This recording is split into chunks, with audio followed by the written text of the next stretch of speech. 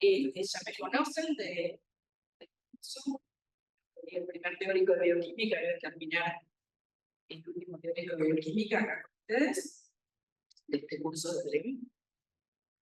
Y vamos a hablar de la regulación del equilibrio ácido-base, centrándonos en la parte del rol del riñón en la regulación del equilibrio ácido-base. Entonces, primero, para la evaluación del equilibrio ácido-base, el examen que se pide por excelencia es la gasometría de sangre arterial. O sea, lo que hacemos es tomar una muestra de sangre arterial, para lo cual en la clínica en general se usa la arteria radial, puede ser oral. O sea, es un examen que sacamos, vieron que la mayoría de las veces tomamos una muestra de sangre venosa.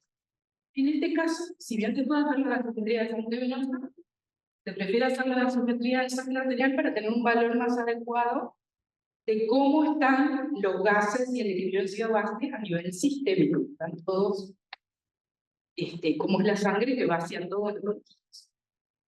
Entonces, como queremos evaluar el equilibrio ácido-base, vamos a fijar cómo está la concentración de protones o hidrogeniones, y la gasometría nos dice esa concentración en forma de pH. Siendo el pH normal de 7,4, más o menos 0,02, 0,03, los parámetros que se toman. Y ese pH en forma de, o sea, es una forma de medir la concentración de hidrogeniones, decíamos, y corresponde a una concentración de hidrogeniones de 40 nanomolar, ¿verdad? Que se calcula como 10 a la menos pH. Esa sería la forma de expresar. O sea que si tenemos un pH de 7,4, tenemos 40 nanomolar o nanomoles por litro de hidrogeniones. Pero fíjense que una unidad de pH por debajo corresponde a un aumento de 10 nanomoles por litro de hidrogeniones, y una unidad de pH por encima, 7,5, corresponde a una disminución de 10 nanomoles por litro de hidrogeniones. Es una escala logarítmica. Es decir, que el pH y la concentración de hidrogeniones están inversamente relacionadas. Este pH, ¿verdad?, se define como el menos logaritmo de la concentración de hidrogeniones, es decir, el logaritmo de 1 sobre la concentración de hidrogeniones.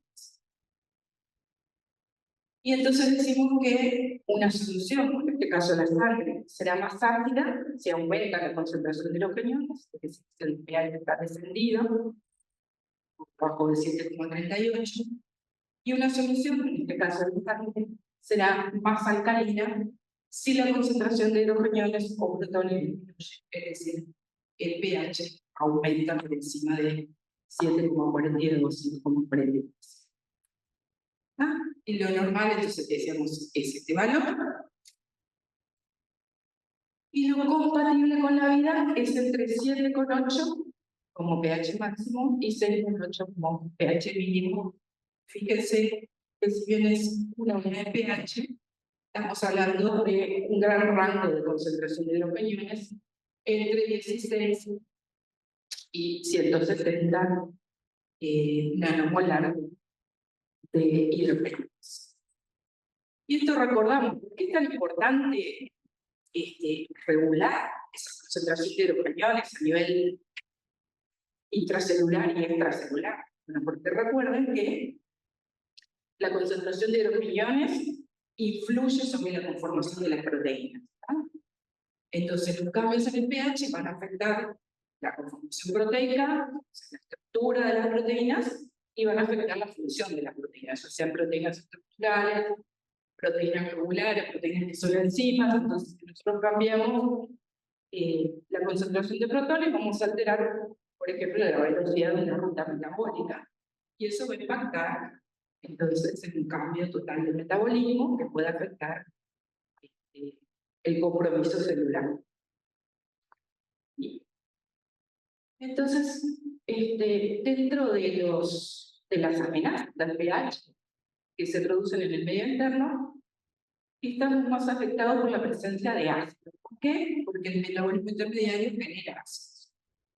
Entonces, Esos ácidos que se generan los podemos dividir, conocido como ácidos volátiles. En realidad hablamos de un ácido volátil, como es el CO2, el dióxido de carbono, ¿verdad? Que se genera por el catabolismo de la glucosa, los ácidos grasos y los aminoácidos, ¿verdad? Que se usan las descarboxilaciones de piruvato acetilcoenzimada, todas las descarboxilaciones del ciclo de Krebs. Entonces se genera dióxido de carbono. ¿Y por qué decimos que es un gas? Porque el dióxido de carbono se hidrata para dar ácido carbónico, y el ácido carbónico se va a disociar parcialmente en bicarbonato, que es la base y un protón. ¿Sí? Esta reacción de hidratación, que si bien puede ocurrir espontáneamente, a nivel fisiológico se encuentra catalizada por una serie de enzimas que se conoce como anhidrasa carbónica.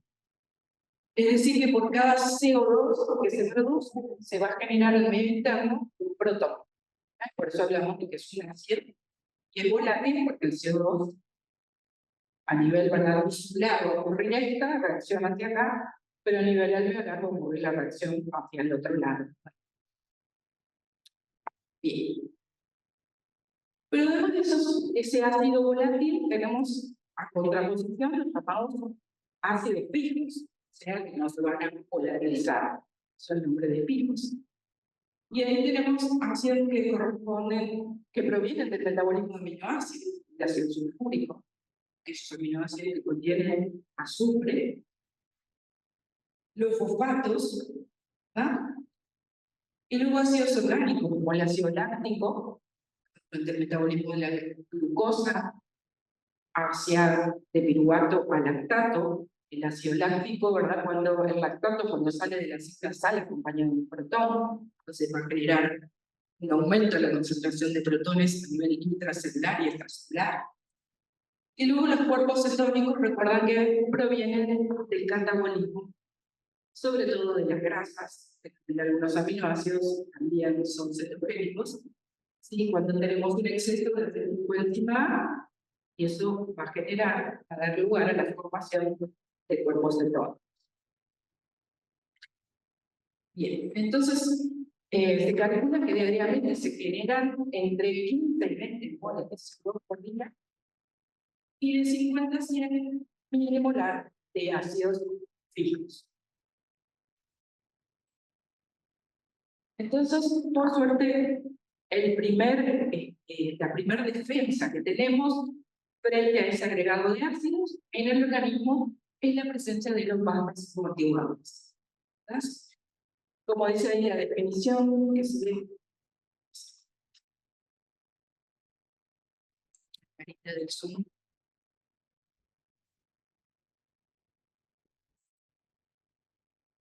¿Verdad? Bueno, los macromotivadores son sustancias químicas que minimizan el cambio de pH frente en una solución cuando se agrega un ácido o un ácido.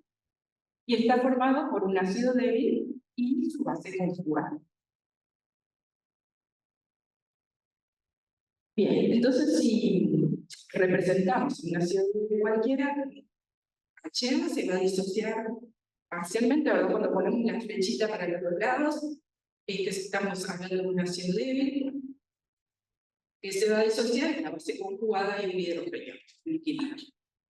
Entonces podemos plantear la constante del ácido es igual al cociente entre los productos sobre el ácido, la base conjugada por la concentración de protones sobre la concentración del ácido. Y cómo vamos a desplegar la concentración de protones para poder determinar el pH de este ácido débil. Ponemos que la concentración de protones es igual a la constante del ácido por la concentración del ácido sobre la base conjugada. Vamos a poner logaritmo en ambos lados de la ecuación, entonces nos queda que el logaritmo de la concentración de protones es igual a la constante más el logaritmo de la base conjugada sobre el ácido. Y como la definición de pH es igual al menos logaritmo de la concentración de protones, ¿verdad? Tenemos menos logaritmo de la concentración de protones, será igual al menos logaritmo de la constante, y por propiedad del logaritmo, ¿verdad? Menos logaritmo de h sobre a, igual al logaritmo de base conjugada sobre a. Bien, entonces nos queda que a esto le dijimos que era el pH, ¿verdad? O sea que el pH va a ser igual al menos logaritmo de la constante, que vamos a llamar pK. Entonces nos queda que pH es igual a pK más logaritmo del cociente entre la base conjugada sobre el ácido. Esta ecuación entonces que define cómo se calcula el pH de un ácido débil, su base conjugada, es decir, un sistema Buffer, tiene nombre de los que describieron esta ecuación, y es la ecuación de Henderson-Haskell. Bueno, esa ecuación entonces justamente nos dice que el pH va a estar determinado por el pK y la relación entre la base conjugada y el ácido. ¿Sí? ¿Cómo actúa este sistema Buffer? Eso es bastante gráfico si analizamos lo que se denomina la titulación de los ácidos. En el caso de un ácido débil, monoprótico, como estábamos viendo, ¿verdad? Monoprótico es que tiene un solo protón para acceder. ¿Ah?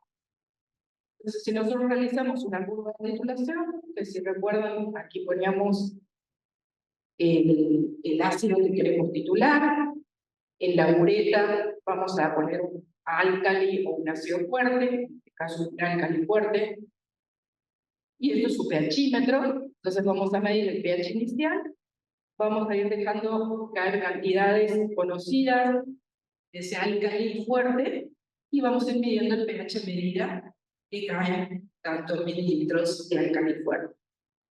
Y luego con los valores construimos una curva de este tipo, ¿verdad? pH en función del volumen de hidróxido de sodio, y obtendríamos una curva de este tipo. Es decir, el pH inicial, luego veía que agrego yo álcali, una zona de meseta donde el pH no varía mucho, hasta que finalmente el pH vamos a llegar al pH de hidróxido de sodio. Entonces, esta zona de meseta es lo que se conoce como la zona de amortiguación de este sistema Buffer. ¿Ok? Bien, entonces acá en el medio, justamente de esta meseta, vamos a tener es cuando se alcanza la misma concentración de base conjugada que de ácido. ¿Verdad? Entonces tenemos la misma concentración de base conjugada que de ácido, el cociente será 1, el logaritmo de 1 es 0. O sea que en este punto del medio, el pH va a ser igual, el valor este de pH va a ser igual al valor de pK. ¿De acuerdo? Bien. Entonces vemos que, ¿verdad? Decíamos, al principio de la titulación vamos a tener todo el ácido débil en forma de ácido. A medida que voy agregando el álcali fuerte, ese ácido se va a ir disociando para obtener cada vez más base conjugada y menos ácido. Entonces ahí estamos viendo cómo actúa el sistema Buffer, ¿verdad? Como esto está en equilibrio, ¿verdad? Si yo agrego hidrogeniones al medio, agrego hidrogeniones acá, entonces el equilibrio se va a desplazar hacia la izquierda, representado aquí. Entonces, si escribo la ecuación de Henderson-Haskell, voy a tener que el pH es igual al pK, es el logaritmo de la base conjugada que va a disminuir sobre la concentración del ácido débil que va a aumentar. ¿Ok? El equilibrio se desplazó hacia la izquierda. Si yo, como en el caso de la titulación que estaba haciendo, estaba agregando un álcali fuerte, es decir, que estoy consumiendo hidrogeniones, si yo consumo estos hidrogeniones, el equilibrio entonces se va a desplazar hacia la derecha, ¿sí? Va a aumentar la concentración de base conjugada y va a disminuir la concentración de ácido. Entonces, para calcular el pH final, voy a tener que tener en cuenta eso. cuánto aumenta la base conjugada y cuánto disminuye la concentración de ácido. Entonces podemos decir que la base conjugada va a estar amortiguando el agregado de protones, mientras que el ácido va a estar amortiguando el consumo de los peñones o el agregado de un álcali fuerte. ¿Ok? Bien, cuando analizamos los buffers, y para analizar los buffers de nuestro organismo, tenemos que tener en cuenta una propiedad muy importante que es la capacidad amortiguadora, como se llamaba. Es decir, qué capacidad tiene ese buffer de amortiguar, o sea, de variar frente al agregado de un ácido o un álcali al sistema. Y eso va a depender entonces de el pK. Por ejemplo, si yo quiero amortiguar, estoy trabajando con la pepsina, ¿se acuerdan? La pepsina, enzima producida en el estómago, cuyo pH óptimo era el pH óptimo de la pepsina. Le pasamos un poquito. Sí. La pepsina en el estómago. Ahí está, el pH del estómago. O sea, la pepsina va a actuar, su pH óptimo va a ser 2 o 3, ¿está? Entonces, yo estoy trabajando con la pepsina en el laboratorio, quiero estudiar la actividad enzimática de esa enzima, voy a buscar en mi tabla de pH, en mi librito de bioquímica, a ver qué buffer voy a usar que tenga un pK cercano a 2, para que la capacidad amortiguadora sea máxima en esa región, ¿está? Entonces, si yo quiero un buffer para amortiguar los líquidos orgánicos, es decir, la sangre, tendría que tener un buffer cuyo pK sea, ¿cuánto? 7,4. Eso sería el buffer ideal. ¿Por qué? Porque sabemos que la zona de máxima amortiguación tiene que ver con el pK, o sea, el punto del pK, cuando tenemos la misma relación base conjugada que ácido, esa va a ser la zona de máxima amortiguación. Y el buffer va a amortiguar una unidad de pH por debajo del pK hasta una unidad de pH por encima del pK. ¿Ah? Entonces, si quisiéramos comprar los líquidos orgánicos, tendríamos que tener un pK cercano a 7,4. Otra característica importante, además de la relación del pH con el pK, es la concentración del sistema. ¿Ah? Cuanto más concentrado esté, mayor va a ser la capacidad amortiguadora. Y para entender esto, me gusta ponerles un ejemplo que queda muy gráfico y no se me olvidan más. Supongan que tienen dos soluciones, un buffer cualquiera, cuyo pH es inicial 7 y el pK es 7. Hacerlo así.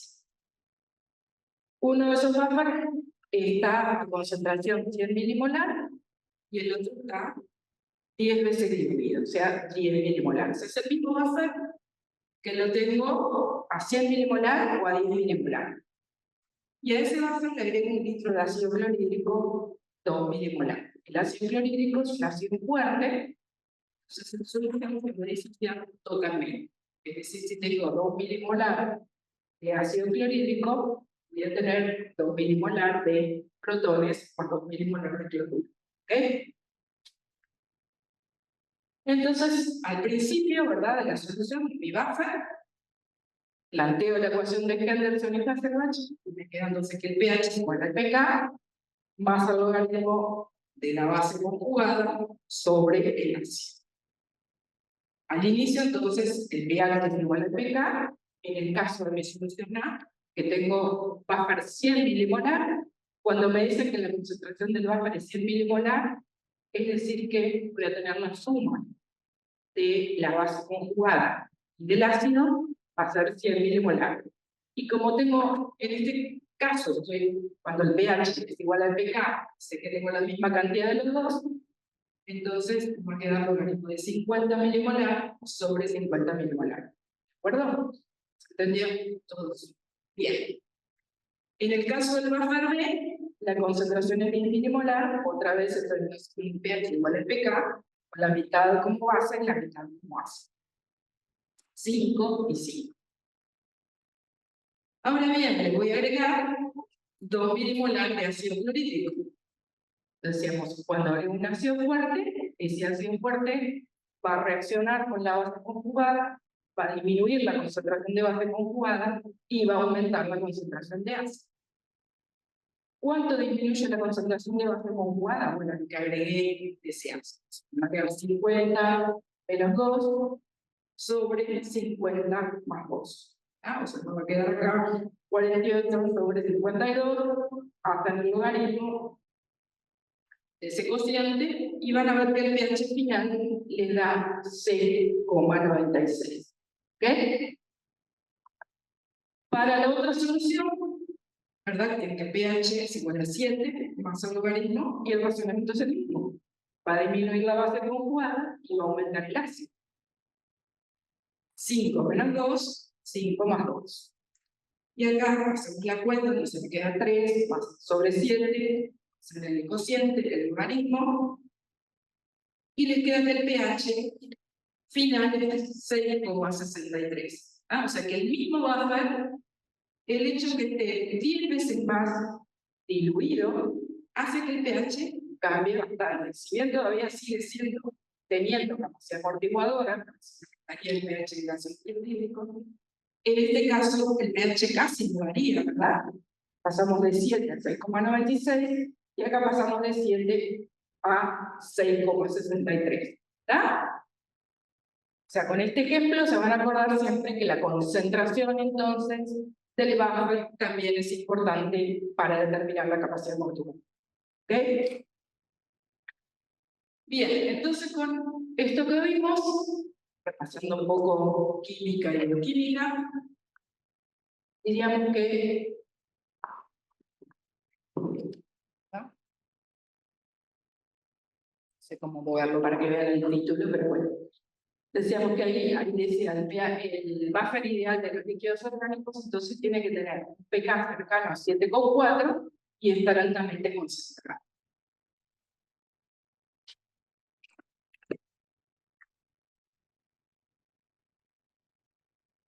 Bien, entonces vamos a analizar qué bases tenemos y si cumplen o no otra característica. Entonces, en la sangre, por un lado, tenemos buffer que están formados por proteínas. ¿Por qué las proteínas son ácidos o bases débiles?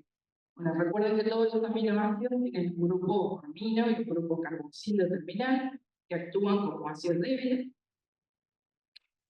Pero además, los grupos R de los aminoácidos, como los carboxilatos del aspartato y el glutamato, los grupos amino de la lisina y la arginina, actúan como ácidos y bases débiles, que tienen el pK alejado de 7.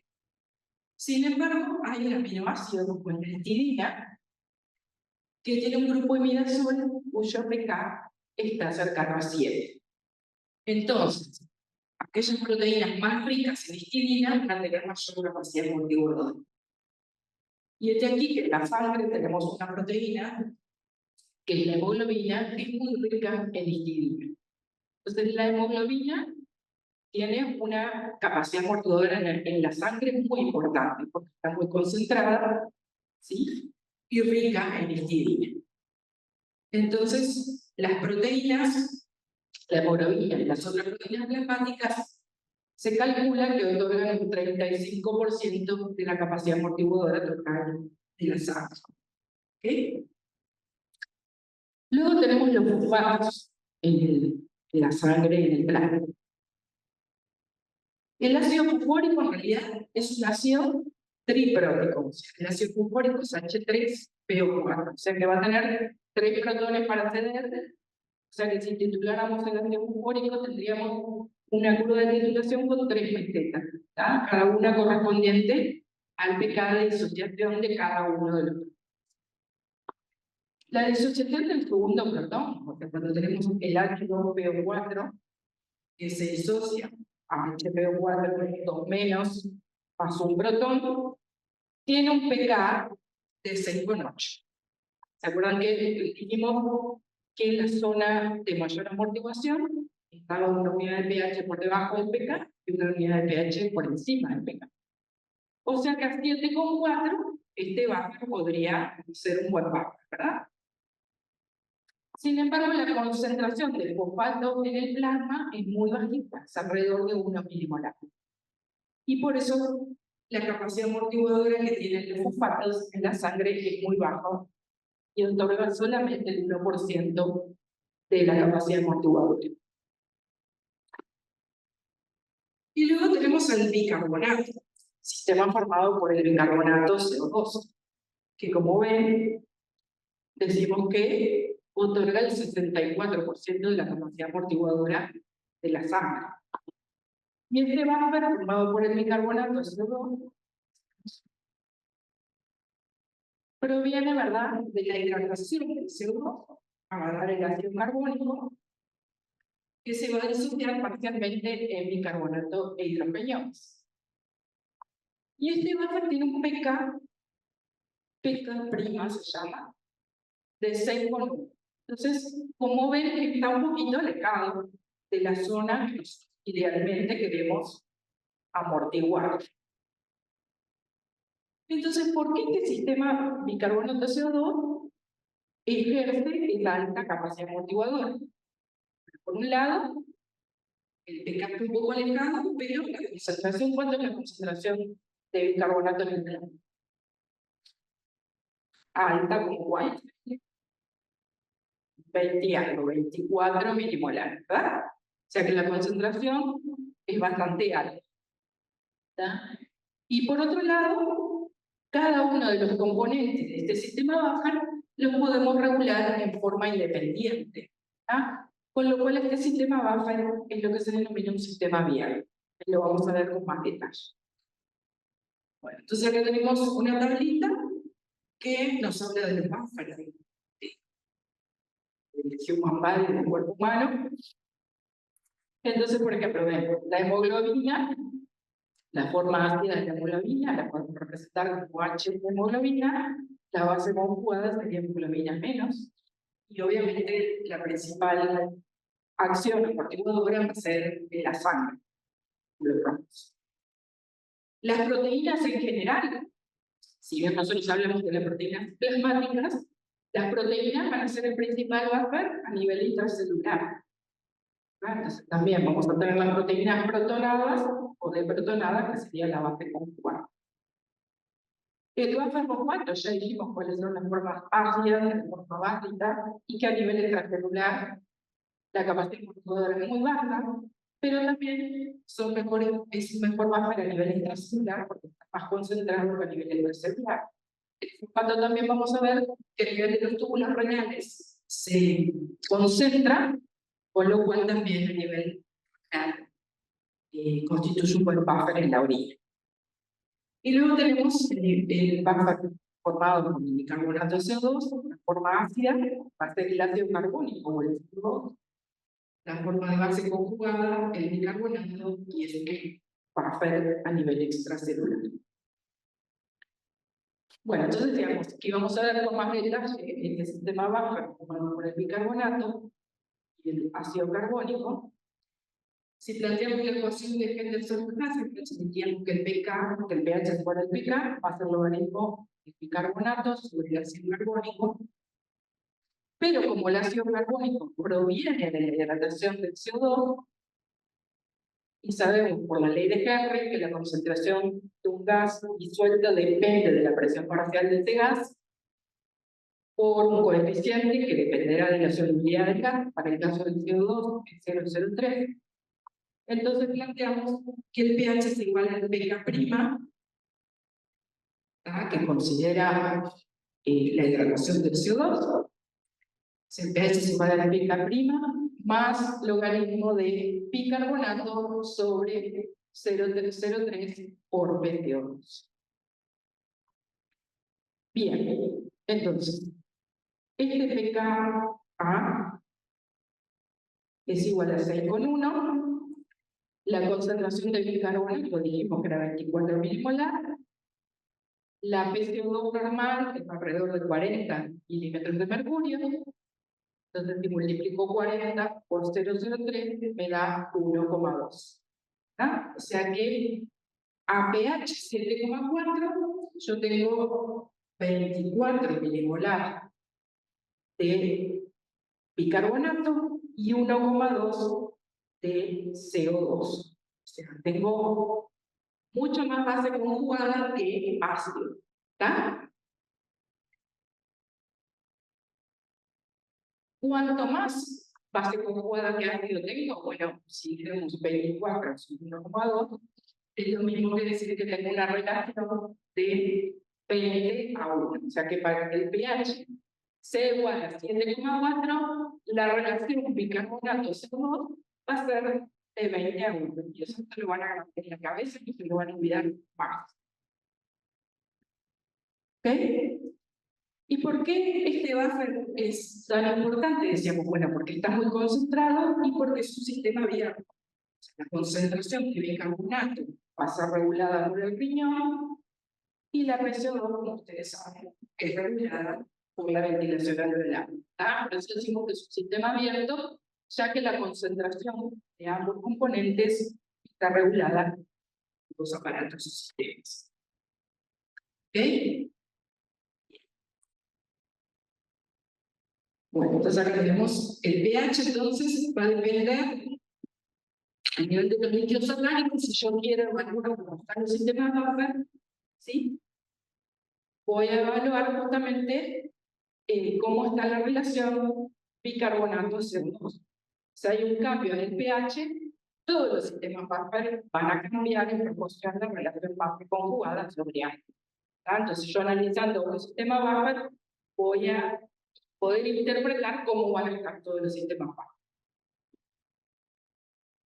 Bien, entonces el que más se usa obviamente es el de bicarbonato, PCO2, porque además me van a servir para identificar cuáles son los trastornos ácido-base. O sea que el bicarbonato está regulado por los riñones, y esta concentración de bicarbonato le vamos a llamar componente metabólico, y la PCO2 está regulada por la respiración, por la ventilación alveolar, y a este parámetro entonces PCO2 le vamos a llamar componente respiratorio.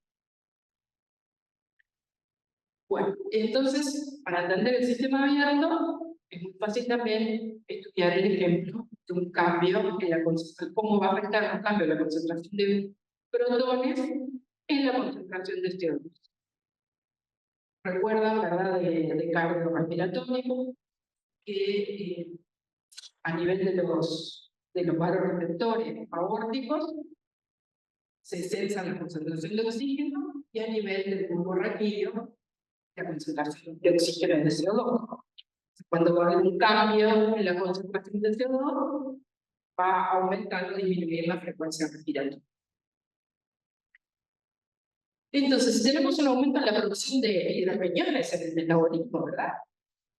Porque, por ejemplo, empezamos a hacer ejercicio y eso genera que quemamos, entonces consumimos más cantidad de glucosa, ácido graso, vamos a producir más CO2 y además vamos a producir lactato a nivel muscular. Entonces, esto va a generar un aumento en la concentración de protones a nivel intracelular y extracelular. Esos protones entonces van a reaccionar para que el pH no cambie en el medio interno. Decimos, es muy importante mantener ese pH para mantener el metabolismo funcionando en condiciones óptimas. Entonces, esos protones van a reaccionar con todas las bases conjugadas. Para el caso del sistema bicarbonato, esos protones van a reaccionar con el bicarbonato. Entonces, el equilibrio se va a desplazar hacia la formación de ácido carbónico,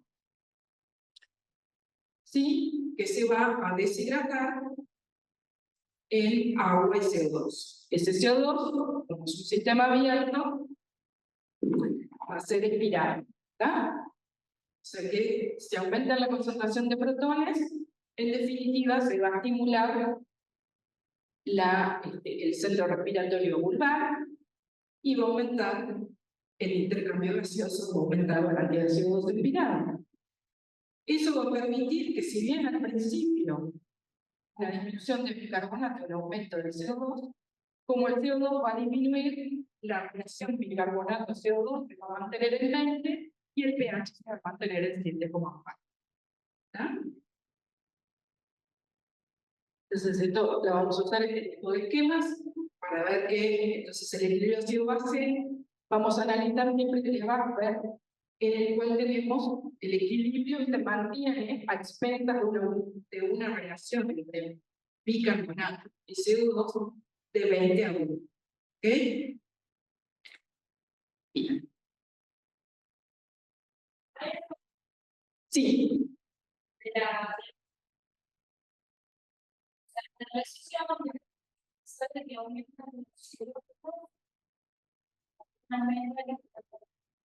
Claro. Al aumentar los hidrógenos, estos protones se van a combinar con el bicarbonato, ¿sí?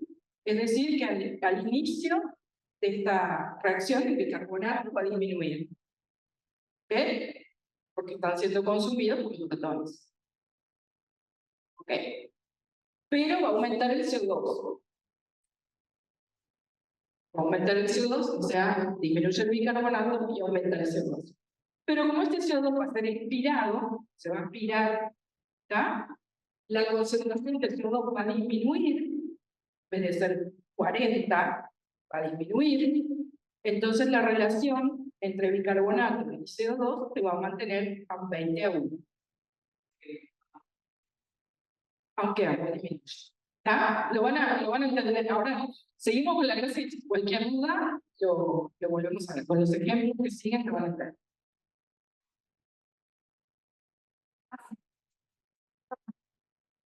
Claro, la idea es mantener siempre el pH alrededor de 7,4. ¿Ah? Bien. Entonces, la balanza del equilibrio ácido-base se va a mantener cuando la relación bicarbonato-CO2 es de 20 a 1. Si esa relación baja, es decir, tenemos una disminución del pH, vamos a tener una acidosis, ¿verdad? Un proceso que resulta de la disminución del pH en la sangre, es decir, un aumento en la concentración de protones. Esa acidosis puede deberse, vamos a clasificar de causa respiratoria, cuando se debe a un aumento en la PCO2, o de causa metabólica, cuando se debe a una disminución del bicarbonato. Cuando por otro lado, esta relación aumenta, vamos a tener una alcalosis, es decir, un aumento del pH, o sea, una disminución de la concentración de hidrogeniones. Y esas alcalosis pueden ser de causa metabólica, si se debe a un aumento de carbonato, o de causa respiratoria, si se debe a un descenso en la PCO2. ¿Ok? Bien.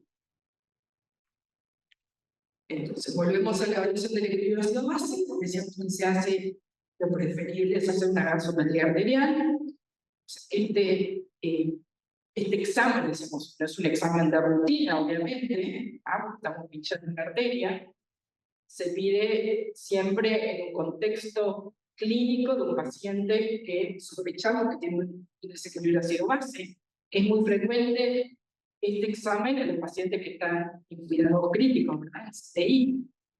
¿Sí? Se funciona una arteria, la radial, y entonces la gasometría nos va a dar la gasometría arterial del pH, cómo está la PO2, que en este caso no lo consideramos para el equilibrio ácido-base, cómo está la PCO2, cómo está el bicarbonato y cómo está el exceso de base, que ahora luego vamos a hablar un poquito de qué es. Podemos hablar si queremos la negación. Eso es lo que vamos a fijar, clasificar esa acidosis, cómo está el componente respiratorio y cómo está lo que se llama el componente metabólico. Bien. Entonces ahora vamos a centrarnos más en cuál es el rol del riñón. El componente respiratorio lo estudiaron en cardiorrespiratorio, cómo se regula la respiración alveolar para cambiar, disminuir la frecuencia respiratoria. Ahora nos vamos a centrar en la regulación renal del equilibrio ácido-base.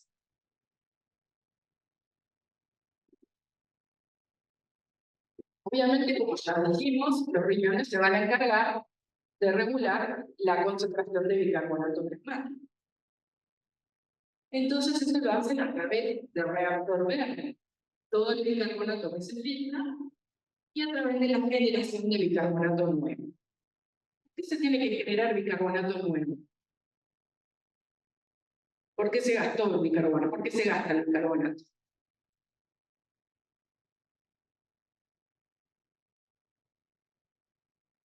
Sí, pero ¿por qué se gasta el bicarbonato de la sangre?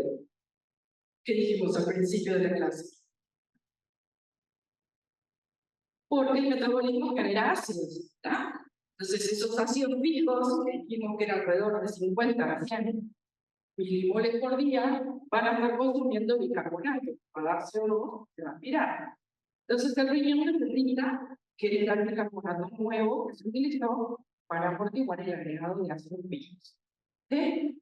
Entonces, el riñón va a tener que reabsorber 4.320 milimoles por día que se filtran, que vienen de multiplicar la concentración plasmática de bicarbonato por el volumen de filtración glomerular y generar bicarbonato nuevo.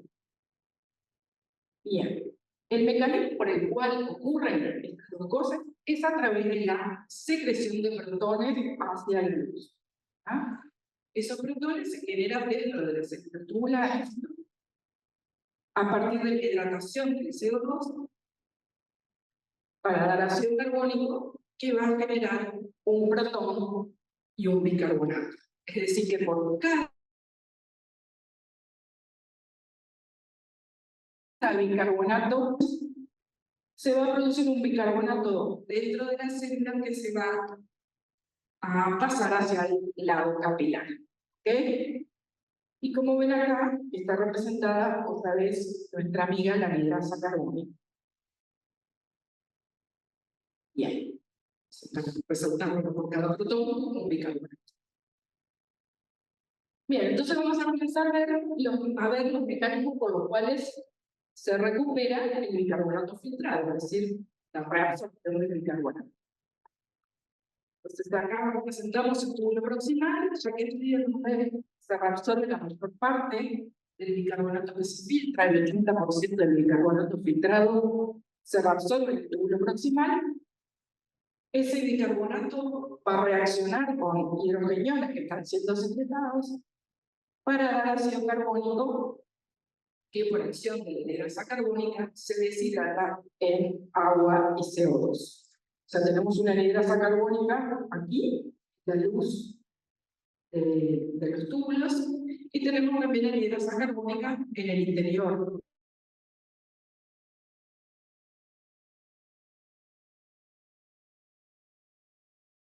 El túbulo de la carbónica va a estar reemplazado en la formación de bicarbonato y protones, ya que los protones van a ser sacados de la célula en intercambio con sodio y el bicarbonato hacia el espacio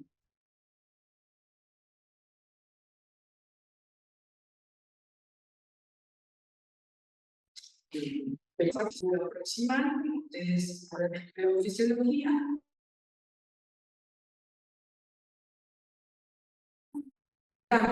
¿Okay?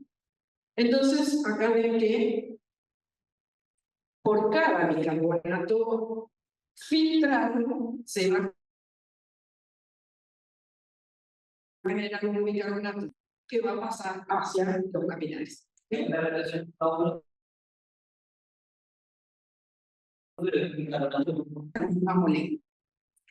Bueno, acá simplemente para que puse esto como información, no voy a leer todo esto, simplemente que estas reacciones, que se llaman la hidratación y deshidratación del CO2, si bien ocurren obviamente, la reacción está catalizada y la catálisis ocurre por la presencia de estas enzimas importantes como son las hidrasas carbónicas, sí, que se encuentran dentro del túbulo proximal y en el ribete, en la vellosidad del túbulo proximal, sí que catalizan la reacción y esta la CTB por espontánea.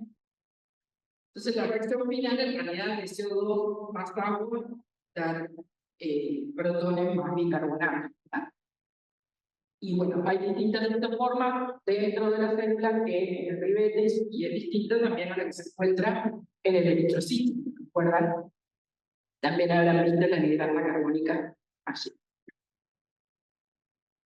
Bien, el resto del bicarbonato, entonces, que no se filtró en el túbulo proximal, se va a filtrar en el túbulo distal. Aquí entonces el mecanismo es muy similar. Por cada bicarbonato que quede filtrado, va a reaccionar con un protón, va a dar ácido carbónico y finalmente CO2 y agua, porque allí también tenemos anhidrasa carbónica. Dentro de la célula también hay anhidrasa carbónica, se va a formar entonces bicarbonato y protones. La diferencia aquí es que ya no tenemos sodio para acompañar la secreción de los piñones, o sea, la absorción de sodio que ocurre en el proximal, y tampoco a nivel de la membrana vasolateral. Los protones van a pasar por una bomba de protones o acompañando el potasio también por un mecanismo activo, y el bicarbonato va a salir en antíporto con cloruro. Pero el resultado es el mismo, ¿verdad? Por cada bicarbonato filtrado se va a generar un bicarbonato dentro de la célula que va a pasar hacia los ambientes. ¿Ok? Bien. Y luego decíamos que también a nivel renal se genera bicarbonato nuevo, porque por día estamos gastando entre 50 y 100 milimoles de bicarbonato, amortiguando el agregado de ácidos fijos que vienen del metabolismo. Bien, entonces el mecanismo por el cual se genera el bicarbonato es el mismo, que está a través de la detección de hidrógeno. Bien.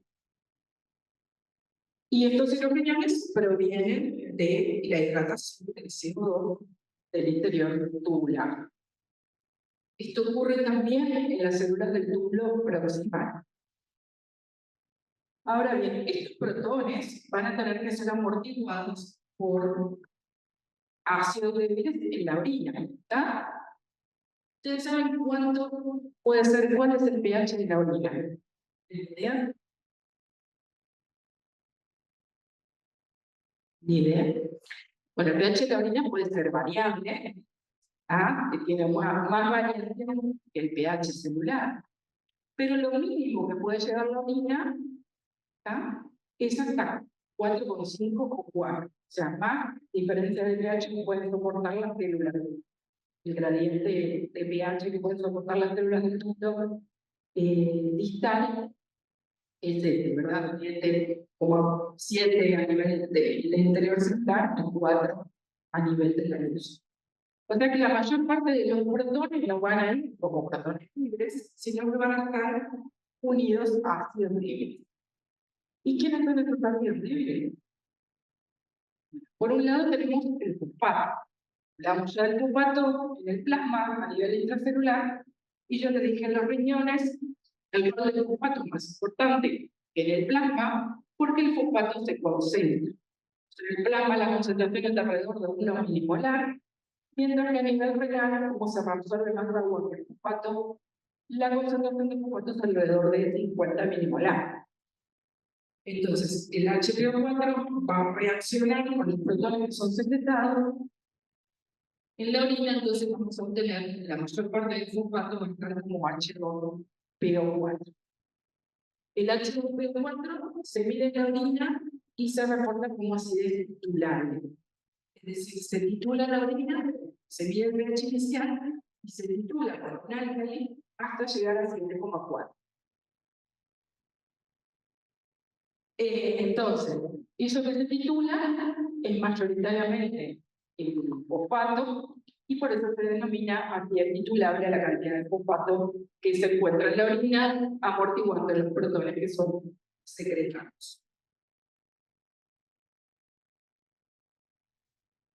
Y luego tenemos el rol más importante que tiene el riñón, ¿verdad? La cantidad de fosfato limitadas a 50 milimolar, pero si estamos en una condición de acidosis, nosotros tenemos que estar generando una base El riñón tiene que ser capaz de generar una base que amortigüe la regresión de protón.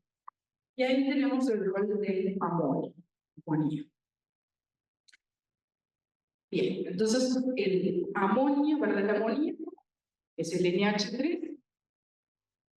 Cuando capta un protón, va a generar un ácido débil que es el NH4+, o ion amonio. O sea, en este caso, el ácido tiene una carga positiva, ¿verdad? El NH4. Mientras que la base conjugada, el amoníaco no. Entonces, cuando se secretan los protones, van a reaccionar con el amoníaco para formar ion amonio que tiene carga. ¿Y de dónde viene el? ¿De dónde viene el grupo amino? De los aminoácidos, ¿verdad? En particular, en el riñón va a venir de un aminoácido que es la glutamina. La glutamina era una forma no tóxica de transportar el grupo amino en el plasma. Entonces el riñón va a captar la glutamina y la va a metabolizar para liberar los amonio que van a estar en equilibrio con el amoníaco.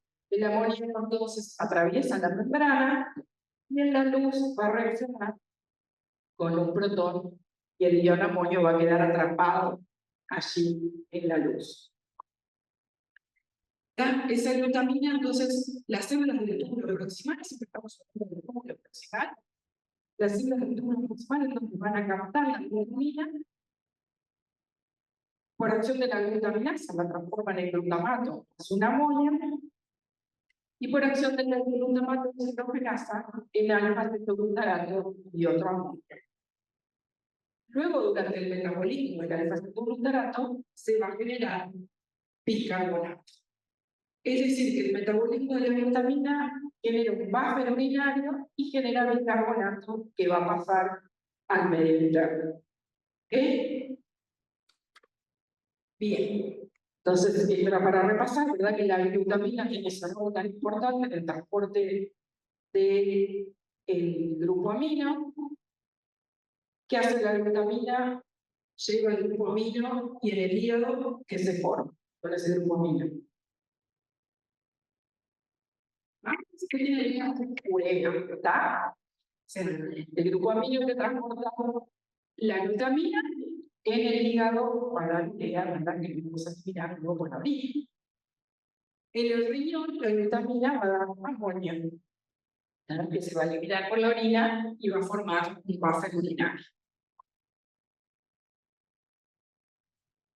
Bueno, entonces a nivel del túbulo digital, que decíamos como el pH cada vez es más bajito, entonces todo el amoníaco que haya va a haber reaccionado con los protones que están siendo secretados, y entonces ese ion amonio va a quedar ahí atrapado, tiene una carga positiva y no puede volver al interior celular. Es lo que se llama el atrapamiento por difusión del amonio. ¿Okay? Bien. Entonces, ¿cómo se regula el metabolismo o la producción de amonio?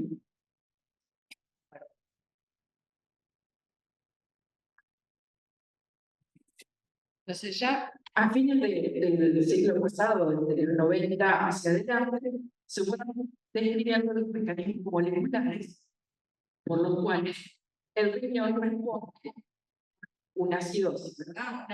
Un aumento en la concentración de hidrogenasa. Entonces acá se hizo una sobrecarga de ácido a ratas y se hizo lo que se llama un orden blot, una técnica que permite medir la cantidad de ARN mensajero. Acá se representa en, serían las ratas normales, las que fueron sometidas a acidosis, y se mide entonces la cantidad de ARN mensajero de la glutaminasa, de la gluconal piruvato carboxigenasa y de la beta-actina. Entonces vemos que en las ratas con acidosis, las ratas normales tienen muy poquita glutaminasa, mientras que en las ratas con acidosis aumenta el ARN mensajero muchísimo de la glutamina. Lo mismo pasa para la función glutamina, en la que las ratas normales de la RNA mensajera es muy bajo, en las ratas con ácido la cantidad de ARN mensajero de la que por el piruvato carboxilasa es muy alta. ¿Esta enzima de qué vía es? Bueno, el piruvato carboxilasa. De la gluconeogénesis, enzima reguladora de la gluconeogénesis. O sea, frente a una acidosis en el riñón se prende o se estabiliza, aumenta el ARN mensajero de una enzima que metaboliza la glutamina y de una enzima de la vía de la gluconeogénesis. ¿Okay? Como ven acá, en el control de actina, que han visto en los seminarios que casi siempre se utiliza esta proteína como control de cambio. Bien, en los años posteriores se describió mayoritariamente este mecanismo, cuál era el mecanismo molecular por el cual el ARN mensajero aumentaba, y lo que se descubrió es que no aumenta la transcripción, sino lo que aumenta es la estabilidad de ese ARN mensajero. Entonces, para el caso de la glutaminasa, el ARN mensajero tiene en la región 3' no traducida una secuencia rica en un A que no se traduce, y este ARN mensajero, cuando el pH normal va a ser degradado rápidamente por una RNase. Por eso es que veíamos que en condiciones normales casi no veíamos ARN mensajero de la glutaminasa. Sin embargo, cuando el pH disminuye la acidosis, ¿sí? A esta región no traducida se le une otra proteína que lo protege de acción de la RNasa y por lo tanto aumenta su vida media, no puede ser integrado y por lo tanto va a aumentar la traducción de la glutaminasa. Estamos viendo una regulación a nivel post-transcripcional de esta proteína. Bueno, tomamos como regreso. Estamos hablando entonces que si teníamos un experimento donde se ve una sobrecarga de gas, ¿no? A las ratas hemos visto un aumento en el ARN mensajero de la glutaminasa y de la fosfolpiruvato carboxilasa. Y acá en este otro experimento vemos cómo se produce una caída del bicarbonato en plasma que luego se recupera a las 2 semanas, hacemos la recuperación total. Y si se hace homogeneizar por el ácido de túbulo proximal de los riñones de esas ratas y se ve la expresión de estas proteínas que están acá, vemos un gran aumento en la expresión de la glutaminasa. Perdón, este es el transportador de sodio. No, el ENAP3 es el transportador de glutamina, que tiene 2 bandas y se ve un gran aumento en la expresión respecto al control, que no se veía nada. Esta es la glutaminasa al túbulo proximal, que vemos que hay también un aumento en la expresión, estamos viendo la proteína, hay también un aumento en el glutamato de cerogenasa, mientras que la glutamina sintetasa no cambia la expresión. Eso está cuantificado acá. Este es el transportador de la glutamina, está cuantificado este cambio aquí. Acá la glutaminasa, la glutamatocerogenasa, como hacemos la glutamina sintetasa, no cambia la expresión. Entonces aquí tenemos un esquema de lo que estaría ocurriendo en el túbulo proximal. Se representa, esta sería la membrana vasolateral, la membrana apical, esto está en negro en la mitocondria. Entonces se ve que frente a una sobrecarga de ácido hay un aumento de la captación de glutamina, o sea, un aumento en la presión del transportador de NAT3, que es el transportador de glutamina.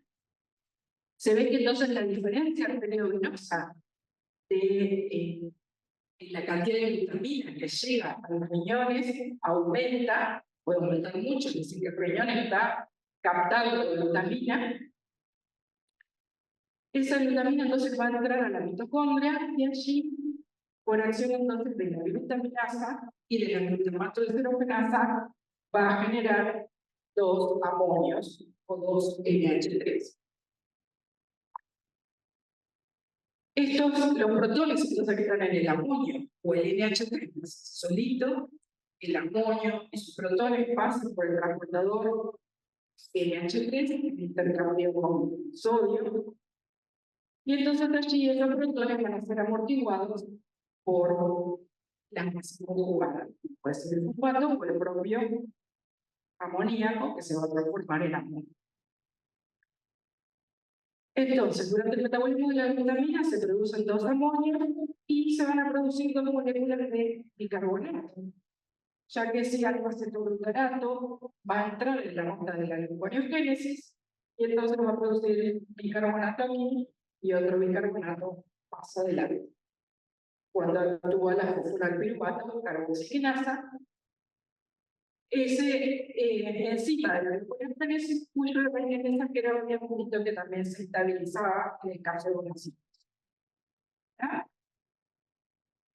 Bien, o sea, nos quedamos por eso. Aumenta la entrada de glutamina, aumenta el metabolismo de la glutamina, se producen dos moléculas de amonio y dos moléculas de bicarbonato que van a pasar al medio interno.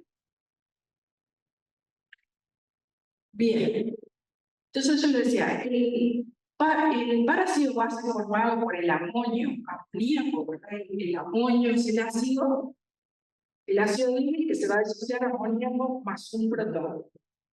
El pKa, como esta tabla lo dice, está alrededor de 9, 15. Es decir, que a pH 7,4, estamos a un pH por debajo del pK, va a predominar la forma ácida sobre la forma base conjugada, ¿verdad? Entonces, ven acá, por ejemplo, pH 7,4, la concentración es de 17,5, tenemos más cantidad de amonio respecto a, perdón, la concentración de amonio es 17,5 y la de amonio es 982,5. A medida que se acidifica el líquido tubular, pasamos de 7,4 a 5 en acá, fíjense que la concentración de amonio va a ir cayendo cada vez más. Acá está representado la concentración y el porcentaje de gas.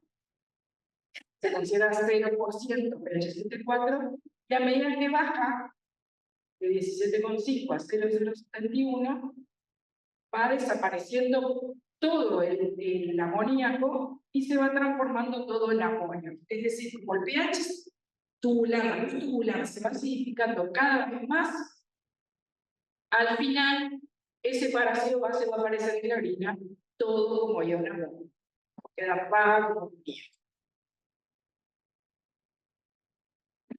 Bien, entonces acá se representa todo lo que sería el glomérulo, lo que está pasando en el túbulo proximal, ¿verdad? Con el metabolismo de la glutamina, que decíamos, da amonio, que va a pasar como tal, o amoníaco más un protón, y que por cada glutamina vamos a generar dos bicarbonatos.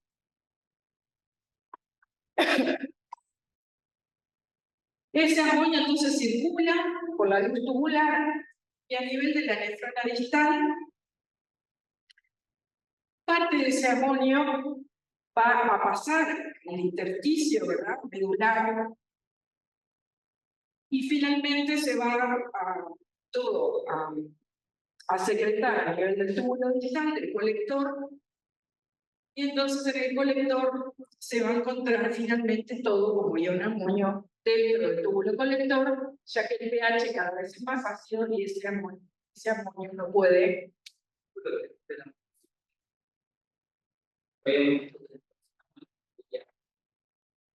No.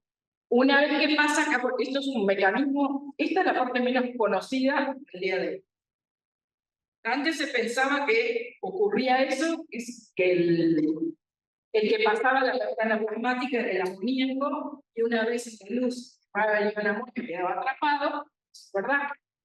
Eso ocurre, y que después se secretaba totalmente así. Después se vio que se encuentra el ion amonio a nivel de la médula renal, ¿verdad? Y eso ocurre porque a nivel del haz ascendente del gente se produce un pasaje de amonio desde el interior del túbulo por transportadores, no sé, por difusión simple, sino por transportadores, pasa al espacio medular, pero luego vuelve a pasar hacia el túbulo colector, y allí en el túbulo colector sí queda atrapado, no tiene forma de retornar hacia el espacio medular. ¿Ok? Sí, y eso es parte del gradiente osmótico que hay en la médula. ¿Ok? Bien, eso es lo que se muestra aquí, en este esquema. Las células intercaladas, entonces, del túbulo colector, las células tipo A,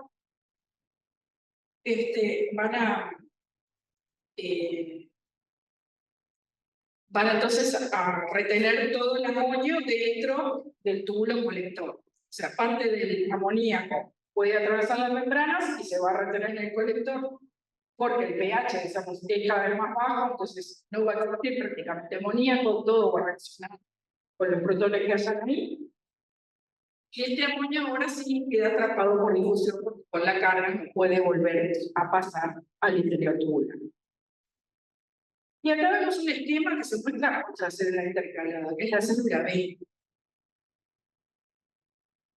La célula A, el bicarbonato sigue pasando hacia el espacio capilar. En las células intercaladas tipo B, vemos que los protones están siendo pasados al espacio capilar. ¿Y eso por qué ocurre? Decimos, habitualmente, nuestro metabolismo tiende a generar ácidos alimentarios. Pero ¿qué pasa si hay una sobrecarga de bicarbonato? ¿Sí? ¿Cuándo podríamos tener una sobrecarga de bicarbonato? ¿Qué condición? A ver, algo que les haya pasado. Imagínense que tienen una oclusión pilórica. Empezamos a que si tenemos una oclusión en el píloro, empezamos a vomitar. Vómitos. Cuando vomitamos, perdemos ácido clorhídrico. Recuerdan que cuando se generaba el ácido clorhídrico, ¿qué pasaba hacia el medio interno?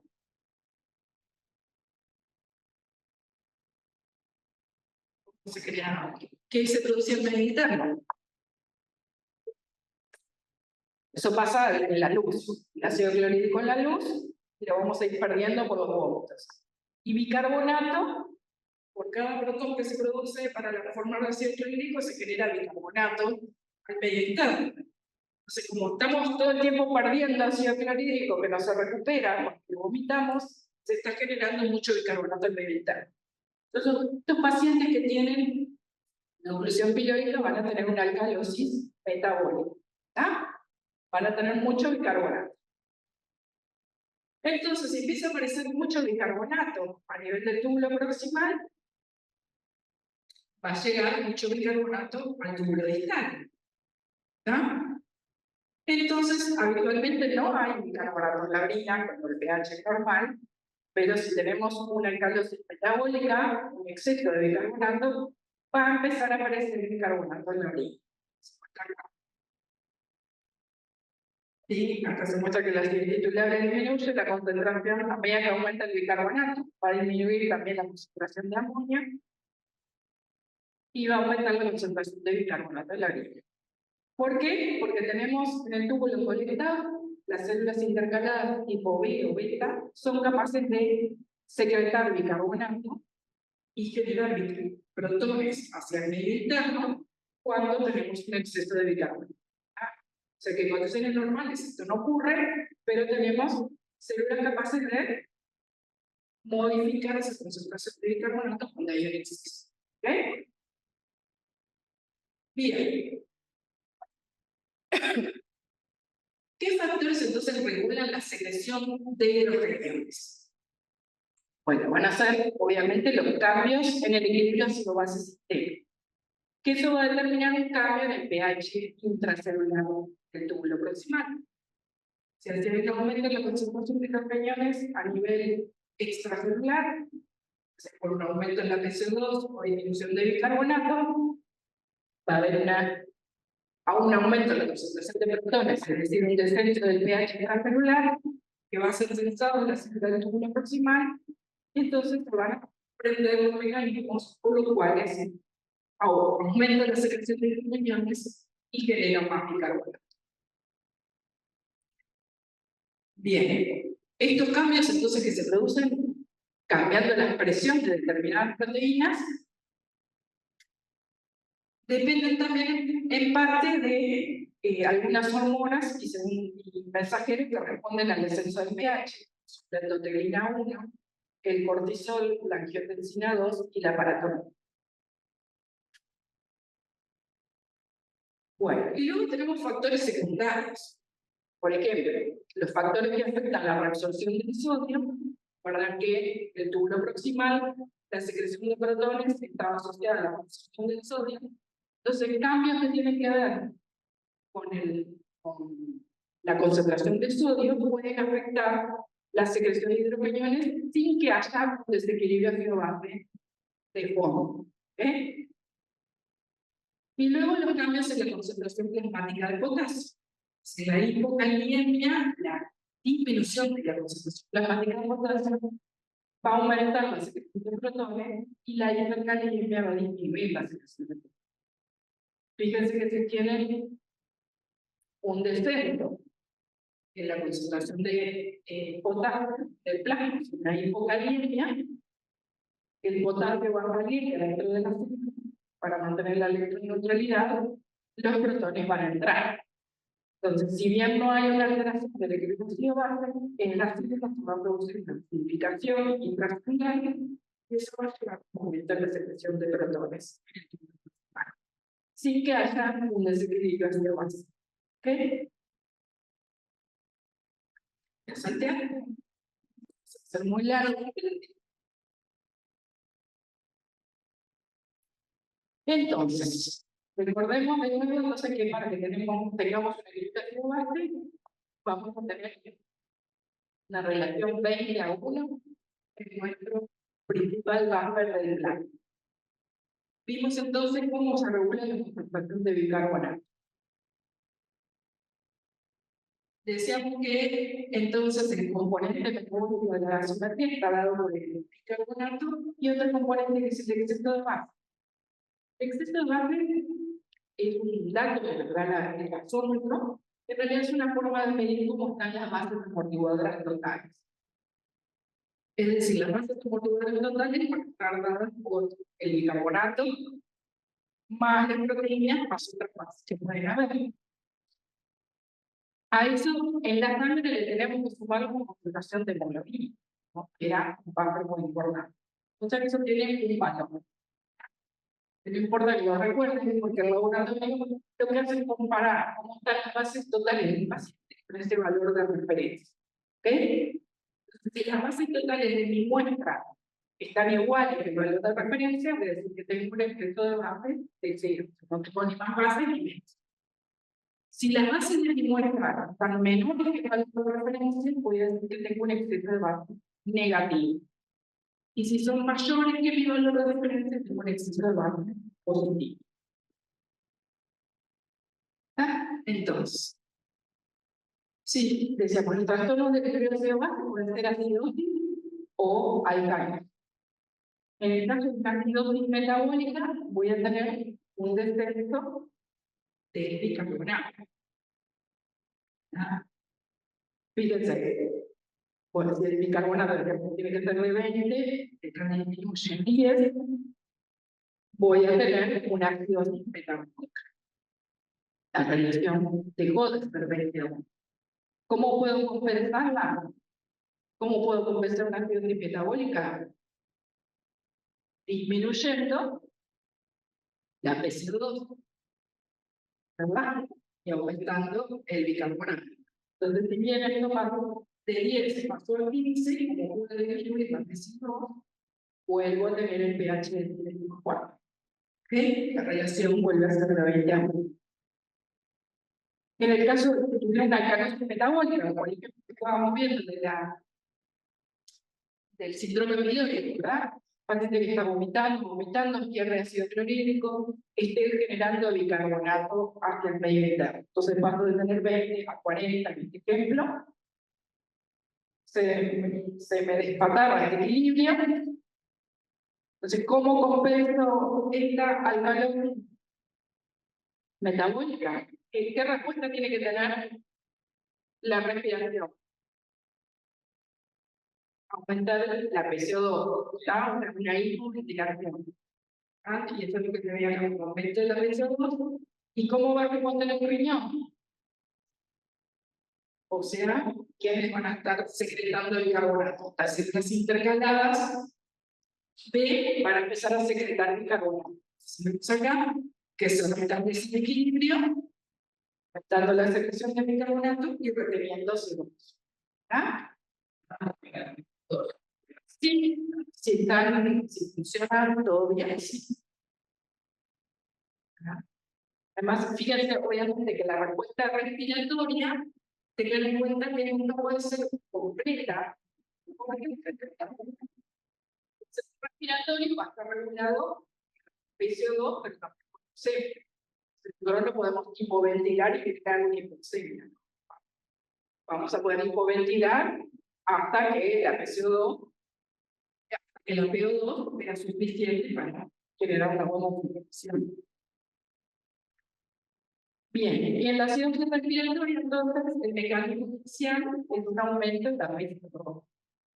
Entonces, ¿cómo compensamos la acidosis respiratoria? Bueno, acá, generando el riñón, va a tener que generar bicarbonato para que la relación vuelva a ser 20. Ahí sí. Bueno, el túbulo proximal, el principal es el túbulo proximal, que va a estar prendiendo todos estos transportadores de enzimas que vimos para captar más glindamina, generar más ion amonio y generar bicarbonato. Y frente a una alcalosis respiratoria, que tenemos una hiperventilación, aquí entonces, ¿cómo compensamos esta alcalosis respiratoria? Bueno, eliminando más bicarbonato.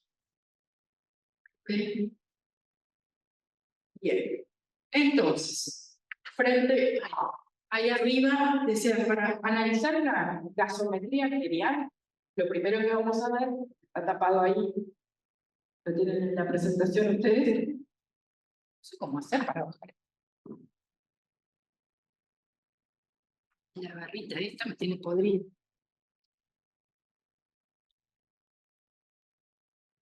Ahí dice, frente a una muestra de sangre arterial, entonces vamos a tener que si un pH es menor de 7,37, tenemos una acidosis. Entonces vamos a ver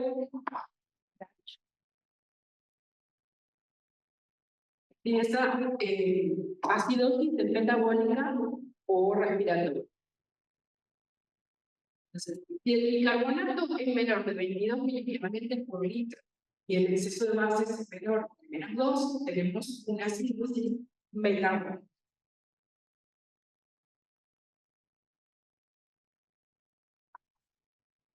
Entonces, esa acidosis metabólica puede estar compensada, ¿no?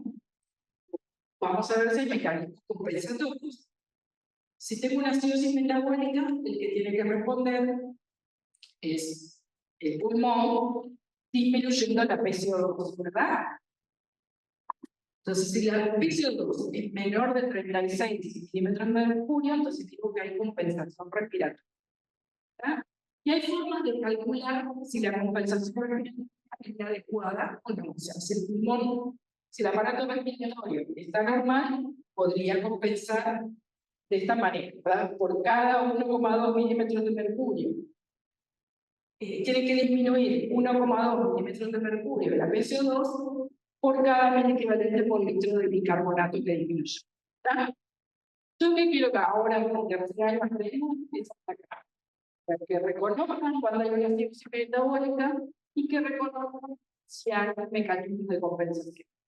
Esto no se lo van a acordar a menos que trabajen en el CTI, o sea, calcular la compensación exacta. ¿Ah? Bien. Otra vez se me fue este caranchito. Entonces, si tengo un ácido, el pH es mayor de 44 milímetros de mercurio, digo que tengo un acidosis respiratoria.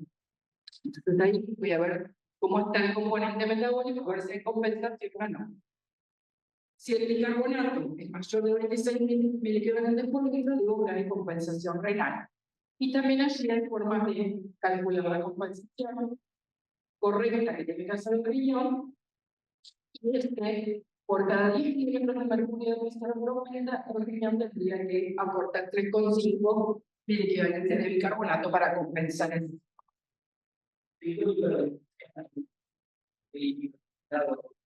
No, acá está así, o sea, cuando tenés una fiesta respiratoria, está reteniendo el bicarbonato, está hipodinamia. Esa es la causa de la tubería. El riñón lo que tiene que hacer ahí es generar más bicarbonato para volver a stabilizarse con 20 años.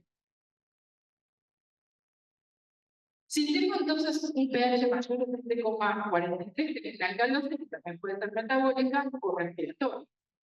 En el caso que tenemos bicarbonato aumentado de 26, pero el efecto bajo positivo, tengo una alcalosis metabólica. Entonces, ahí la compensación tiene que ser respiratoria. Y ahí entonces vería si tengo una disminución, disminución de la ventilación, pues aumento de la presión de más de 44 milímetros de mercurio, digo que tengo compensación respiratoria, y también se puede calcular cuánto tiene que aumentar la PCO2 por cada mil equivalente de bicarbonato de aumento. Y si tengo una disminución de la PCO2, o sea, un pH mayor de 7,43 con disminución de la PCO2, tengo una alcalosis respiratoria, y para que haya compensación renal tiene que disminuir el bicarbonato, tiene que haber disminuido el bicarbonato, y también se puede calcular cuánto sería la respuesta normal del riñón, cuánto tiene que disminuir el bicarbonato para compensar esa alcalosis respiratoria. Bueno, entonces acá hay una lista, no sé si logran ver algo, donde se ponen algunas causas de desequilibrio ácido-base. Acá están las acidosis, y allá las alcalosis, como las acidosis son más frecuentes. La acidosis metabólica es muy frecuente, la producir en la diabetes. ¿Ah? ¿Por qué? ¿Qué se produce en la diabetes? Descompensada. Porque hay una acidosis. Se llama cetoacidosis diabética que se producirá. Cuerpo cetónico, los ácidos orgánicos, ellos el cuerpo cetónico, generan la disminución del pH. Se llama cetoacidosis. La acidosis láctica, bueno, la falla renal, si tenemos falla renal, el riñón no va a poder generar el bicarbonato necesario para mantener el pH adecuado. Entonces, todos los pacientes con insuficiencia renal tienen acidosis. Bueno, acidosis respiratoria también son frecuentes en los pacientes que tienen obstrucción pulmonar o la depresión del centro respiratorio, ¿verdad? Los pacientes que tratamos con opioides o drogas que deprimen el centro nervioso. Bueno, alcalosis metabólica, vómitos, como vimos, la succión sonda nasogástrica, la hipocalidemia.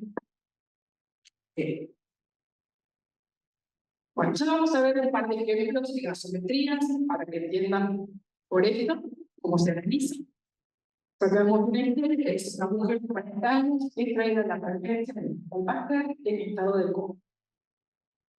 Los familiares relatan que han ingerido 2 cajas de barbitúricos y una de benzodiazepina. la paciente que está en coma, que se sabe que toma droga que deprimen el sistema nervioso central, le vamos a pedir una gasometría. Y vemos que tiene un pH de 7,10. ¿Cómo está? Está disminuida, por debajo de 7,37. La PCO2, 80 milímetros de mercurio, está muy aumentada. Lo normal dijimos que era 40 milímetros de mercurio. La PO2 está disminuida, pero no le vamos a hacer película porque estamos analizando solo el equilibrio del lenguaje. ¿Y cómo está el componente metabólico? Normal, ¿está? Entonces, en este caso, ¿cuál es el desequilibrio kilobase que presenta la paciente? Una acidosis respiratoria. Es una acidemia con hipercambio y un componente metabólico normal. Entonces, ¿y esta paciente por qué el riñón no se ve la compensación renal?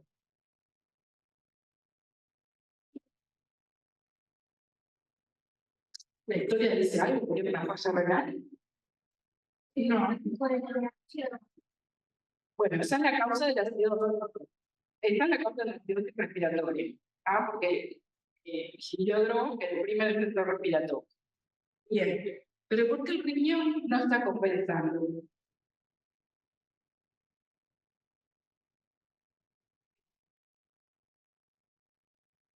¿Qué les parece? ¿Cómo vimos que era la regulación, la compensación renal? ¿De qué depende? Sí, eso que cambia, la expresión de proteínas. Tiene que haber, para que el riñón se ponga en marcha, tiene que cambiar la expresión de proteínas. El riñón tiene que aumentar la expresión del transportador de glutamina. Tiene que aumentar la expresión, la cantidad de proteínas que procesan esa glutamina. ¿Está? Y las proteínas que sacan las proteínas. Todo ese cambio en las proteínas no es un cambio rápido como el centro respiratorio vulvar que responde en minutos. ¿Está? La respuesta del riñón del cambio en la expresión de proteínas comienza a las 24, 48 horas, pero recién se pone de manifiesto a las 72 horas, ¿verdad? Vieron que la grafiquita que vemos de las ratas se veía la respuesta compensativa final a los 15 días. Cambio en la expresión de proteína, el riñón va a poder compensar esto, pero necesita días.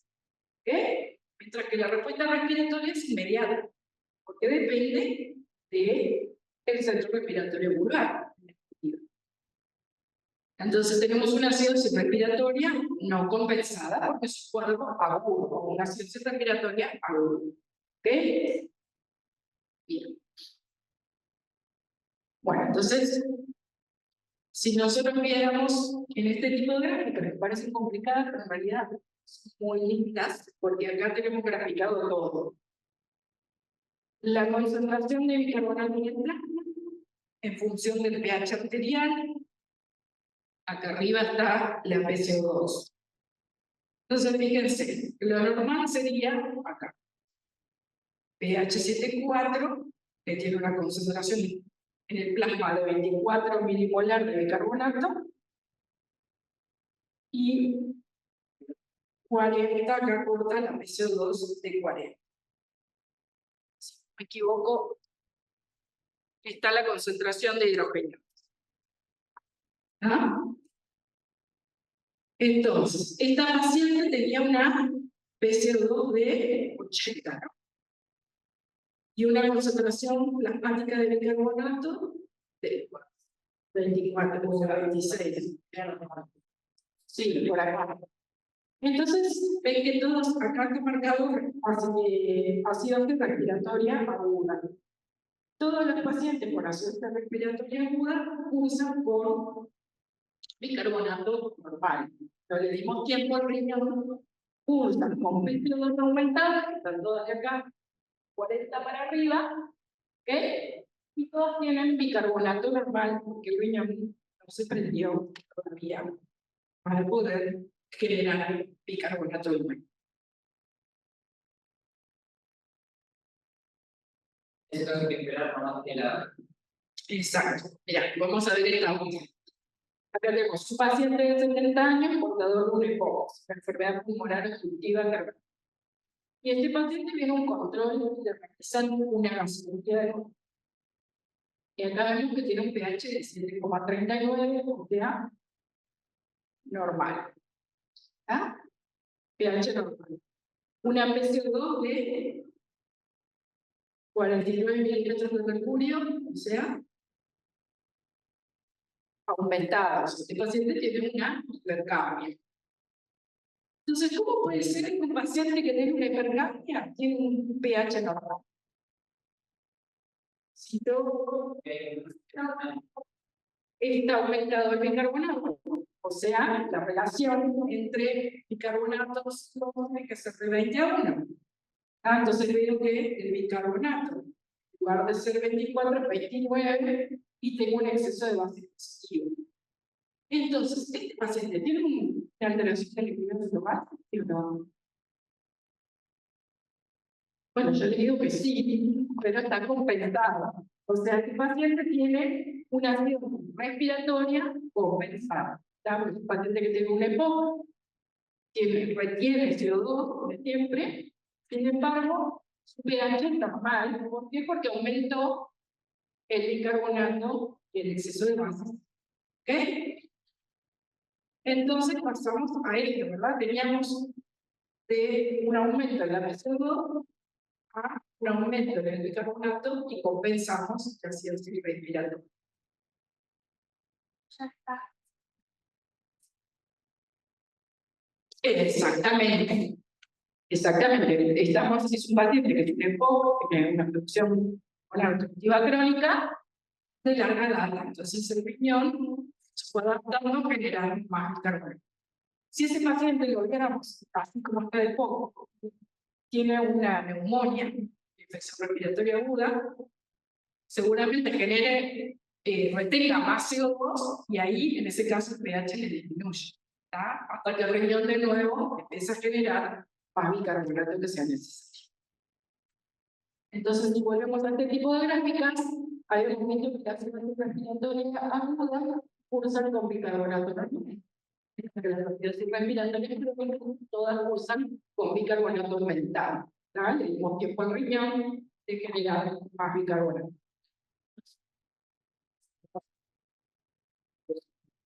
Sí. Ven por acá, en este caso el paciente tenía un pH normal, y sin embargo tenía una PCO2 de 48, cerca de 50. Entonces, para que el pH sea normal, tiene que tener suficiente usan acá con una PCO2 de 50, la concentración de bicarbonato tiene que estar alrededor de 30. Cuanto decía la historia, es 29. O sea, coincide con lo... Bien. Entonces, para terminar, recordar que si nosotros graficáramos en cuánto tiempo se genera que se complete todo el proceso fisiológico que regula, que amortigua el agregado de un ácido o bicarbonato al medio interno, digamos que la distribución de ese ácido o bicarbonato en el medio intra y extracelular, la amortiguación por los vapores, son procesos relativamente rápidos, ¿verdad? La compensación respiratoria comienza a los minutos y se completa en 12 horas. Mientras que la respuesta renal comienza lentamente a las pocas horas y recién se va a manifestar totalmente a las 72 horas, que depende del cambio en la presión del proteína. ¿Ok? ¿Está? Bien. Entonces, para ustedes, y después tienen la biografía. ¿Ok? Bueno, gracias, chiquitines.